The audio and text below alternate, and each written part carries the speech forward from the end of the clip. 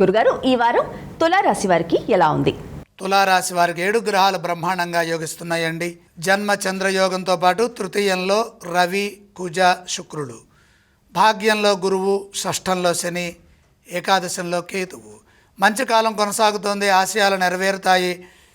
ఆశించిన ఫలితం దక్కుతుంది. అదృష్ట యోగం ఉన్నది. ఏ పని ప్రారంభించినా ఎట్టే పని పూర్తవుతుంది.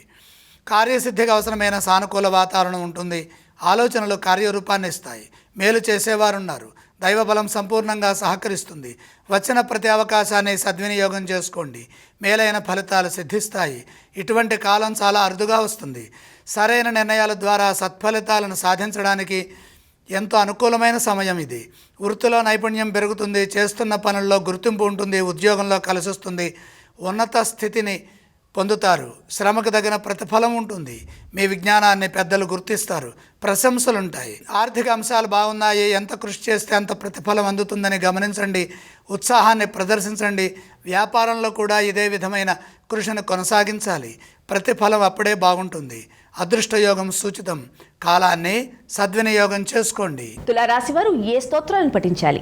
తులారాశి వారికి దివ్యమైన గ్రహ యోగము అనుకూలంగా ఉన్నది కాబట్టి లక్ష్మీ ధ్యానం సరిపోతుంది. తులారాశి వారు ఏ ఆలయాన్ని సందర్శిస్తే వారికి బాగుంటుంది గురుగారు? మహాలక్ష్మి అమ్మవారిని దర్శించండి. వారు ఎటువంటి దానాలు చేయాలి? దానాలు అవసరం లేదు.